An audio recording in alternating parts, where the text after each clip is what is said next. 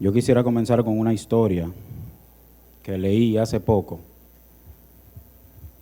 sobre un pastor llamado Luis. El apellido se me olvidó. Ese pastor trabajaba en una empresa antes de comenzar su ministerio. Él recibió el llamado en su corazón del Señor para ser pastor. En ese proceso él puso sus 2 semanas en su trabajo para renunciar. Y él llevaba ahí ya 5 años de trabajo, 5 años trabajando. El último día, antes de él irse, él tenía un amigo ateo, compañero, tenía un compañero de trabajo ateo, negado en creer en Dios. ¿Qué pasa? Que él ese último día siente la necesidad en su corazón de predicarle una última vez al compañero ateo. El compañero ateo era secretario, estaba en un mostrador más o menos así alto, sentado de aquel lado. Él no quería predicarle porque él decía que él iba a perder su tiempo en predicarle la palabra a un ateo cuando tenía ya 5 años predicándole a esa persona. ¿Qué pasa? Que el Espíritu Santo lo convence, le da la fuerza y le dice: ve allá y predícale. Él se acerca al ateo. El ateo nunca lo dejaba hablar. Siempre le ponía pero: no me hable de eso, yo no creo en nada de eso. Pero ese día él lo dejó hablar. El pastor Luis se le acercó, le predicó el evangelio. Él escuchó atentamente, pero cuando el pastor Luis terminó de hablar, él le dijo: yo te he dicho a ti muchísimas veces que no me hable de Dios, que yo no confío en Dios, yo no creo en Dios. El pastor Luis se sintió muy mal porque él dijo: bueno, yo hice tu voluntad, Señor, tú me dijiste que le vaya a predicar y eso fue lo que yo hice, y mira cómo él me recibe. Yo pensaba que él iba a venir a tus pies. ¿Qué pasa? Que el pastor Luis se va, comienza su ministerio. Todavía él tiene esa incomodidad en su corazón de qué pasó ese día. Pasaron 5 años y él estaba en su iglesia predicando, y cuando él termina de predicar,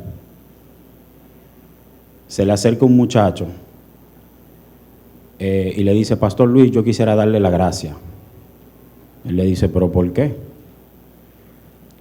Él le hace la historia, el muchacho le hace la historia que hace 5 años él estaba en una empresa. Él fue a arreglar una fotocopiadora y estaba detrás de un mostrador arreglando la computadora abajo del mostrador. Cuando Luis escuchó eso, él se sorprendió mucho. Fue ese día que el ateo lo dejó hablar, pero la palabra no estaba dirigida a ese ateo, la palabra estaba dirigida al muchacho que estaba arreglando la fotocopiadora. El muchacho le dijo que esa noche, en su habitación, él le entregó su vida a Cristo. A veces no sabemos el plan exacto que tiene Dios para nosotros. A veces no sabemos su voluntad. Pero una cosa sí es cierta, que la obediencia a Dios tiene su recompensa. Padre amado, Padre celestial, te damos las gracias, Señor, porque una vez más nos podemos reunir a escuchar tu palabra, a escucharte hablar, Señor. Una vez más nos podemos, Señor, acercar más a ti, Padre amado. Gracias por el privilegio que tú nos has dado, Señor, de ser llamados hijos tuyos. Por el privilegio, Señor, de servirte, de adorarte, de alabarte.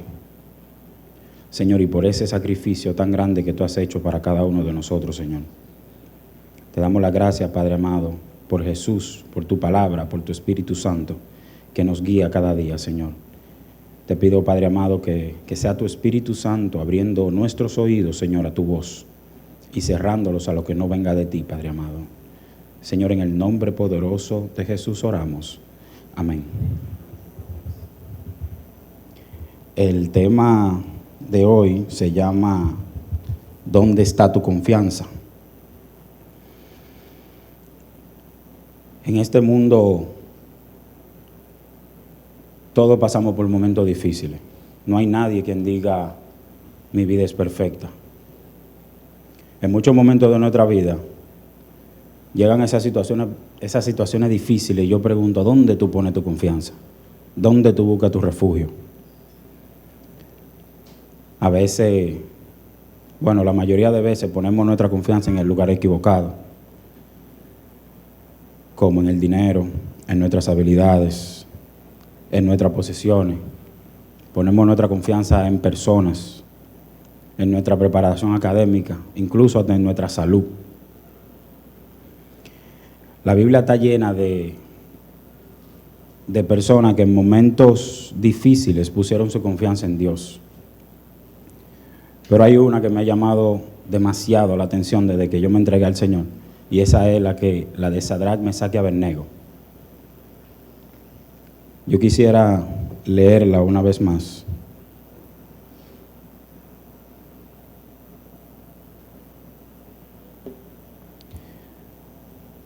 En el libro de Daniel, capítulo 3, versículo del 1 en adelante, dice: el rey Nabucodonosor hizo una estatua de oro que medía 27 metros de altura y 2 metros y medio de ancho, y la levantó sobre la llanura de Dura, en la provincia de Babilonia. Luego envió mensajes a los altos funcionarios, autoridades, gobernantes, asesores, tesoreros, jueces y magistrados, y a todos los funcionarios principales para que asistieran a la dedicación de la estatua que él había levantado. De modo que todas estas autoridades vinieron y se pusieron de pie ante la estatua que el rey Nabucodonosor había levantado. Entonces un vocero proclamó: gente de todas las razas, naciones y lenguas, escuchen el mandato del rey. Cuando oigan tocar la trompeta, la flauta, la cítara, la lira, el arpa, la zampoña y otros instrumentos musicales, inclínense rostro en tierra y rindan culto a la estatua de oro que el rey Nabucodonosor había levantado. Cualquiera que se rehúse a obedecer será arrojado inmediatamente a un horno ardiente. Así que, al sonido de los instrumentos musicales, toda la gente de cualquier raza, nación o lengua se inclinó rostro en tierra y rindió culto a la estatua de oro que había levantado el rey Nabucodonosor. Sin embargo, algunos de los astrólogos se presentaron ante el rey y denunciaron a los judíos. Dijeron al rey: usted emitió un decreto que exige a todo el pueblo inclinarse y rendir culto a la estatua de oro, y al oír tocar la trompeta, la flauta, la cítara, la lira, el arpa, la zampoña y otros instrumentos musicales. Este decreto también establece que quienes se rehúsen a obedecer será arrojado dentro de un horno ardiente. Pues hay algunos judíos, Sadrac, Mesac y Abednego, a los que usted puso a cargo de la provincia de Babilonia, que no le prestan atención. Se niegan a servir a sus dioses y no rinden culto a la estatua de oro que usted levantó. Entonces Nabucodonosor se enfureció y ordenó que trajeran ante él a Sadrac, Mesac y Abednego. Cuando lo trajeron, Nabucodonosor le preguntó: ¿es cierto, Sadrac, Mesac y Abednego, que ustedes se rehúsan a servir a mis dioses y a rendir culto a la estatua de oro que he levantado? Les daré una oportunidad más para inclinarse y rendir culto a la estatua que he hecho. Cuando oigan el sonido de los instrumentos musicales, sin embargo, si se niegan, serán inmediatamente arrojados al horno ardiente, y entonces, ¿qué Dios podrá rescatarlos de mi poder? Sadrac, Mesac y Abednego contestaron: oh Nabucodonosor, no necesitamos defendernos delante de usted. Si nos arrojan al horno ardiente, el Dios a quien servimos es capaz de salvarnos. Él nos rescatará de su poder. Pero aunque no lo hiciera, deseamos dejar en claro ante usted que jamás serviremos a sus dioses, ni rendiremos culto a la estatua de oro que usted ha levantado. Gloria a Dios. Muchas veces nos dejamos llevar de lo que tenemos al frente, de lo que podemos ver, porque nos llena de miedo lo que pueda pasar. Pero nosotros, como cristianos, hijos de Dios, no debe ser así, porque vivimos por fe, no por vista. Como lo dice 2 Corintios 5:7. No importa lo que esté delante de nosotros, o qué tan grande sea el problema. Estos jóvenes, Sadrac, Mesac y Abednego, estaban delante de un horno ardiendo. Un horno que lo habían calentado 7 veces más de lo normal. Y no era porque tenían una fiesta y querían hornear un pollo o hacer un bizcocho.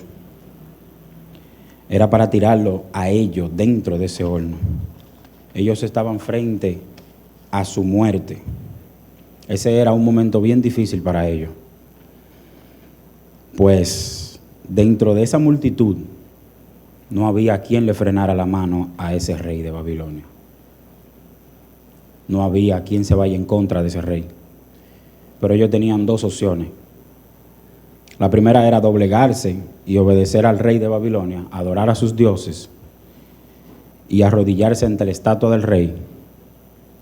Y la segunda, la más fácil, confiar en el único Dios verdadero. Es fácil eso, ¿verdad? En una situación así, confiar en Dios es fácil. Qué bueno que es fácil para mí. Aquí hay un detalle que es el que me ha llamado la atención de toda la historia. En los versículos 17 y 18 podemos ver exactamente dónde estos jóvenes pusieron su confianza. En el versículo 15, el rey Nabucodonosor le había hecho la pregunta a esos jóvenes: ¿qué Dios los salvará de mi mano? ¿Qué preguntica? ¿Qué Dios los salvará de mis manos? Ellos le responden en el versículo 17: si nos arrojan al horno ardiente, el Dios a quien servimos es capaz de salvarnos. Él nos rescatará de su poder. En el 18 dice: pero aunque no lo hiciera, deseamos dejar en claro ante usted que jamás serviremos a sus dioses, ni rendiremos culto a la estatua de oro que usted ha levantado. Ellos sabían que Dios lo podía salvar de ese horno. Y de la mano del rey lo podía salvar también. Pero lo que me llama la atención es que ellos no se aferraron al poder de Dios, sino a la voluntad de Dios. Ellos pusieron su confianza en la voluntad de Dios antes de confiar en el poder de Dios. El poner la confianza en la voluntad de Dios te lleva a la obediencia. Y como dije temprano, la obediencia tiene su recompensa.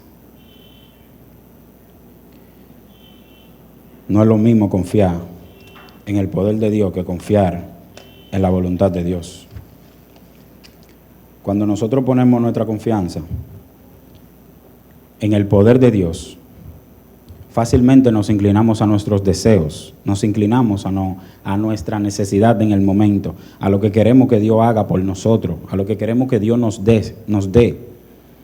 Y cuando no pasa como pedimos, nos alejamos de Dios diciendo: yo confié en Dios y no lo hizo. Yo confié en Dios y no pasó así. Déjame decirte que no confiaste en Dios, confiaste en el poder de Dios. Quisiste usar a Dios para que resuelva tu problema, como muchas veces lo hacemos, como muchas veces yo lo hice. Cada vez que yo me encontraba en un problema, en cualquier tipo de problema, yo venía a Dios: Señor, tú eres mi Señor, Señor, tú eres mi Dios, ayúdame. Pero entonces yo recibía por su misericordia la ayuda que yo necesitaba, y ahí que yo hacía, le daba la espalda a Dios. Quería usar a Dios solamente para que Él me resolviera los problemas. Pero hay una diferencia bien grande.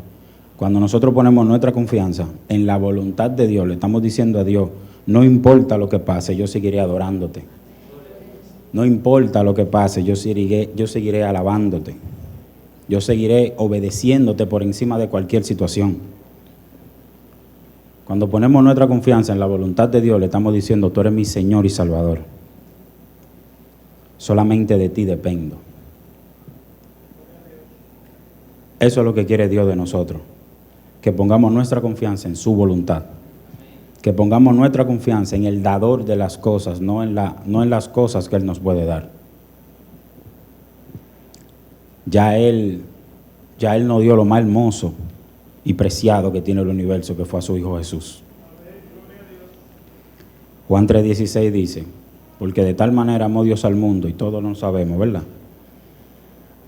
que ha dado a su Hijo unigénito, para que todo aquel que en Él crea no se pierda, mas tenga vida eterna. Romanos 5:8 dice, mas Dios muestra su amor para con nosotros, en que aun siendo pecadores, Cristo murió por nosotros. Qué bueno es saber que el Dios creador de todo lo creado, Dios todopoderoso, tiene control de cada situación que pasa en nuestra vida, y que podemos estar tranquilos porque Él quiere lo mejor para cada uno de nosotros. Nosotros, como cristianos, hijos de Dios, tenemos la certeza que cada una de las situaciones que llegan a nuestra vida son con el propósito de que Dios sea glorificado y de que cada uno de nosotros crezcamos en el conocimiento de Dios.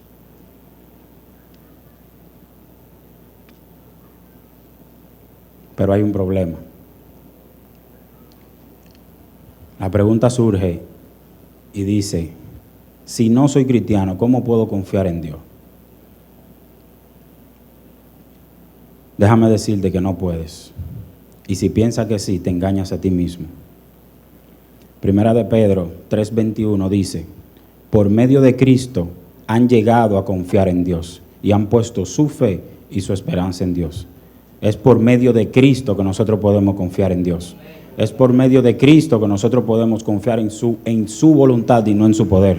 Es por medio de Cristo que nosotros podemos poner nuestra confianza en Dios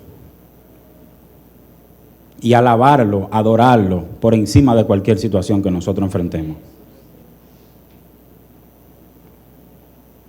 Solo hay un camino hacia el Padre, dice la palabra, y es mediante Jesucristo. Nadie puede obedecer a Dios, nadie puede aferrarse a su voluntad sin la ayuda de Cristo.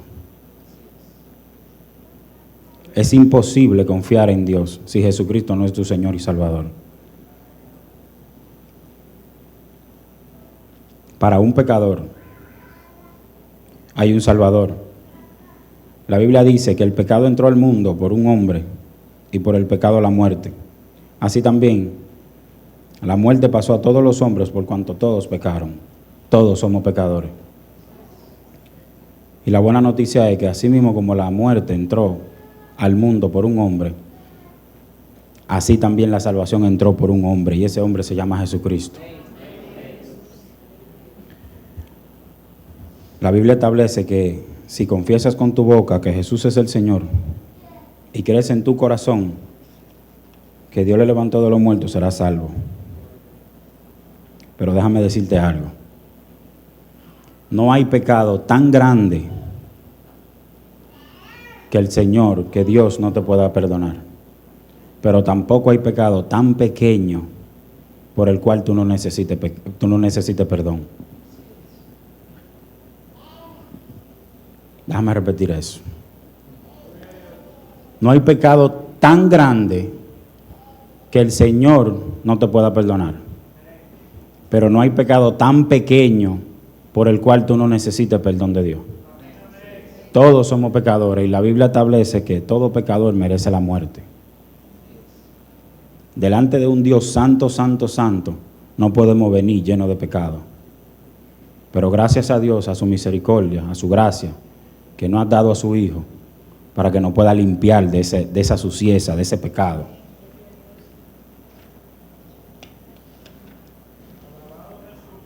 Romanos 3:23 dice, por cuanto todos pecaron y están destituidos de la gloria de Dios. Tenemos que reconocer que somos pecadores y que necesitamos el perdón de Dios. Por más pequeño que sea tu pecado, por más grande que sea tu pecado, todos necesitamos perdón de Dios. Llegará el día en que vamos a estar frente al tribunal de Dios. Y si tú no tienes a Jesús como tu abogado, defensor, te enfrentarás a la ira de Dios para condenación eterna. Yo estoy aquí hoy por la misericordia y la gracia de nuestro Señor Jesucristo. Pero estoy aquí para hablarte de su amor y no solamente dejarlo ahí. Te tengo que hablar de su ira también. En el famoso capítulo 3 de Juan 3:16, todos no lo sabemos, habla del amor. Pero en ese mismo capítulo, en el versículo 36, dice: el que cree en el Hijo tiene la vida eterna, pero el que rehúsa creer en el Hijo no verá la vida, sino que la ira de Dios está sobre él. En el mismo capítulo podemos ver el amor de Dios y también podemos ver la ira de Dios.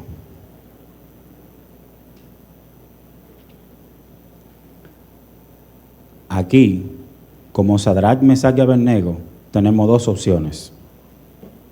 Ellos tenían dos opciones frente a un horno de fuego. Se arrodillaban y adoraban a otros dioses o confiaban en el único Dios verdadero. Aquí tenemos dos opciones. Creer en el Hijo para salvación, creer en el Hijo para tu salvación, para la salvación de tu alma, o rehusarte a creer para perdición y condenación eterna. Si me quedo solamente en el amor de Dios,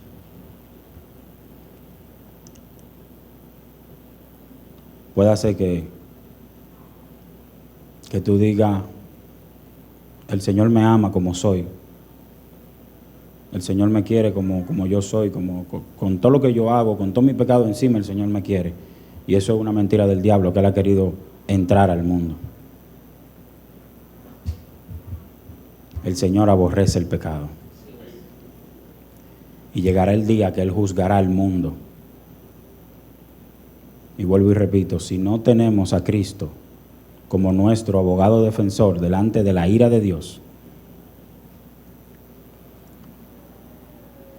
estaremos en un estado de condenación eterna, sin Cristo, sin Dios. Nosotros tenemos la oportunidad todavía de gozar un poquito de su presencia, un poquito de su misericordia, de su gracia, porque todavía tenemos tiempo. La palabra dice que hoy es el día de salvación.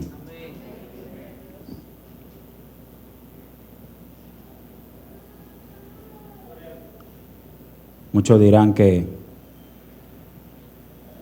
van 2000 años y el Señor no viene.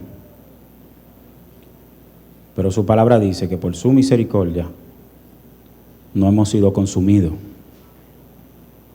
Por su misericordia estamos todavía de pie, con la opción de venir a Él, con el llamado de nuestro Señor, con el llamado de un Dios santo, santo, santo, hacia un montón de pecadores, hacia un montón de personas que merecen la muerte.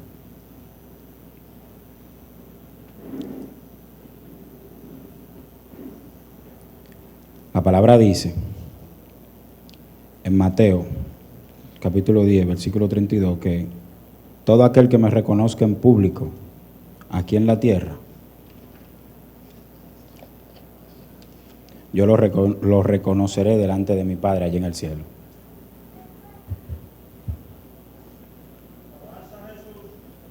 Y mucha gente lo deja ahí. Mucha gente lo deja ahí porque no le gusta la otra parte. Pero la otra parte dice, en el versículo 33, pero el que me niegue aquí en la tierra, también yo lo negaré delante de mi Padre allí en el cielo.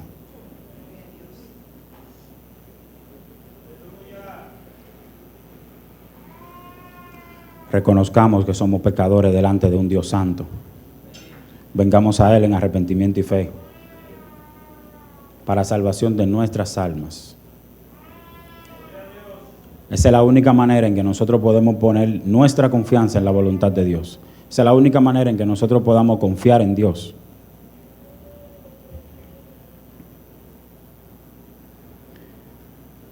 La gloria sea de nuestro Señor Jesucristo.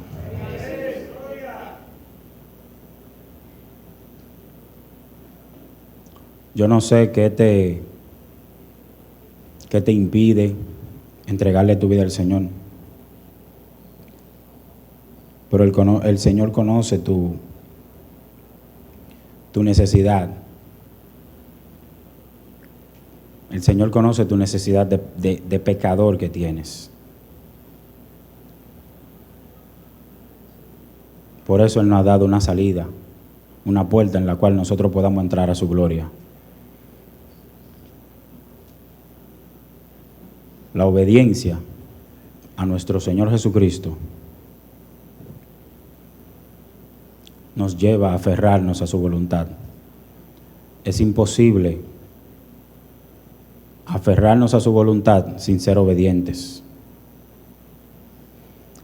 Si estos tres muchachos, Sadrac, Mesac y Abednego, no se hubieran mantenido en obediencia a adorar al único Dios verdadero, no se hubieran aferrado a su voluntad. Si ellos se hubieran aferrado solamente al poder de Dios, se hubieran inclinado a su propio deseo. No te inclines a tu propio deseo. Inclínate a la voluntad de Dios. Inclínate al plan de Dios que tiene para tu vida. La palabra dice que sus pensamientos son de bien y no de mal para cada uno de nosotros.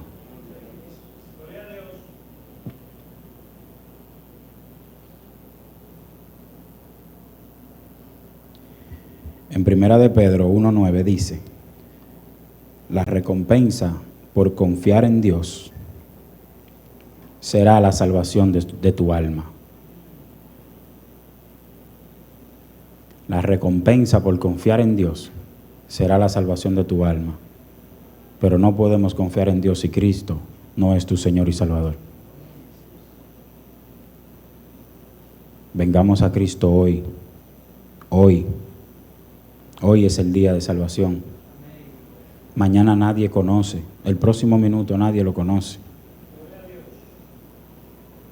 Si tú sientes en tu corazón la necesidad de entregarle tu vida al Señor, de comenzar una vida en obediencia a Él, de comenzar una vida en confianza a su voluntad, no a su poder, no para usarlo para que Él resuelva tu problema, sino para que Él sea el Señor y Salvador de tu alma.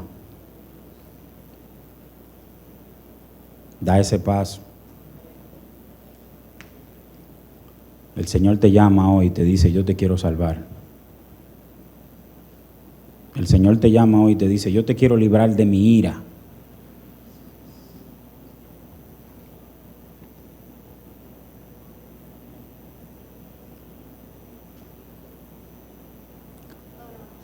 Toda la gloria y toda la honra sea para nuestro Señor Jesucristo. Si hay alguien aquí que ha sentido entregarle su vida al Señor, yo le invito a que dé ese paso de fe, a que su vida cambie desde hoy. La gracia de Dios transforma. La gracia de Dios cambia. La misericordia de Dios, la paz de Dios sobrepasa todo entendimiento. No importa la situación, no importa los problemas.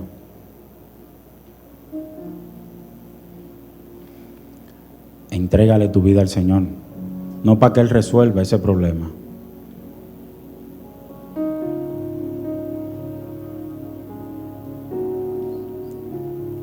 sino que para que Él esté en medio de ese problema contigo, dándote fuerza, dándote paz, dándote sabiduría, guiándote a la obediencia de su palabra.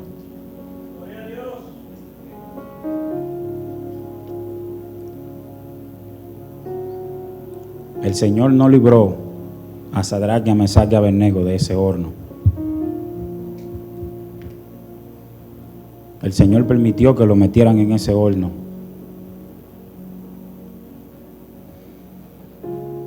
Pero el Señor estaba con ellos en medio de ese horno.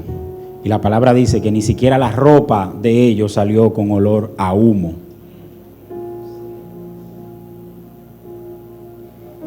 Ellos confiaron en la voluntad de Dios. Y Dios lo hizo como quiso. Pero para gloria y honra de su nombre.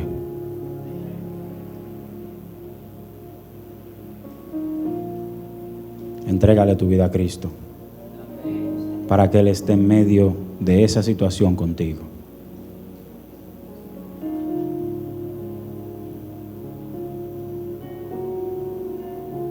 Si quieres entregarle tu vida a Cristo hoy, esta mañana, levanta tu mano, que queremos orar por ti, orar contigo.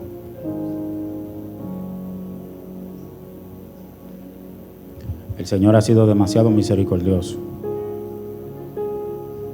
Su palabra dice que por su misericordia no hemos sido consumidos.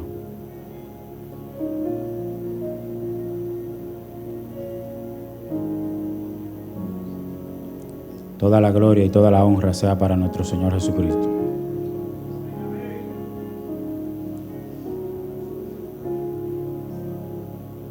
Déjame decirte que en cualquier momento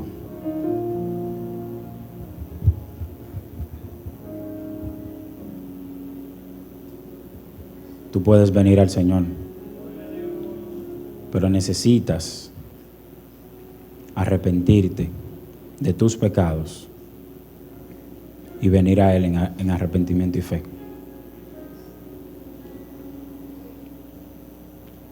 De corazón. Y si haces eso, verás cómo la mano del Señor estará sobre ti cada día de tu vida.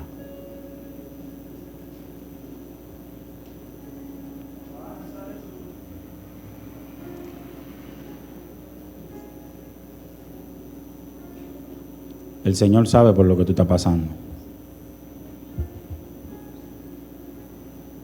El Señor sabe lo que tú sientes en tu corazón, que tú quieres entregarle tu vida a Él.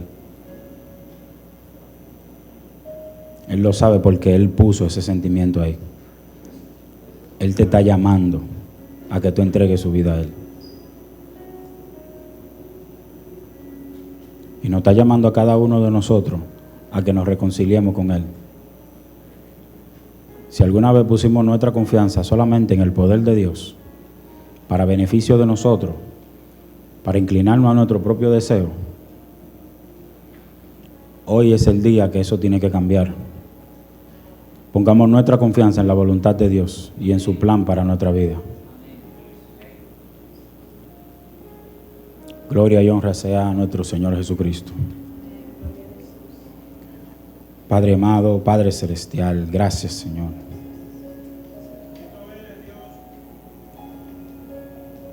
Gracias, Señor.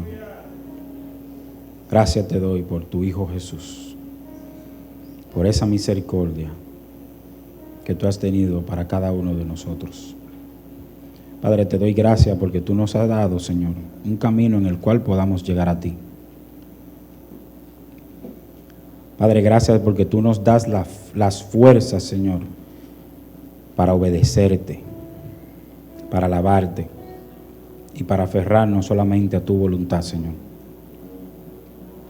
Fija nuestra mirada, Señor, solamente en tu Hijo. Y que cada tormenta que venga a nuestra vida, Señor, tú la uses para glorificarte tú y para que nosotros podamos crecer en el conocimiento tuyo, en el conocimiento de tu palabra, Señor. Padre, gracias porque tú has querido, Señor, estar con nosotros. Gracias porque tú has puesto en nuestros corazones, Señor, el querer como el hacer. Yo te pido, Padre, por cada una de esas personas que ha escuchado tu palabra y que siente en su corazón entregar su vida a ti. Yo te pido, Señor, que esa semilla tú la hagas germinar, Padre amado. Y que ellos puedan venir a ti en arrepentimiento y fe, Señor, para obediencia de tu palabra. Padre, a ti sea toda la gloria y toda la honra, por los siglos de los siglos, en el nombre poderoso de Jesús. Amén.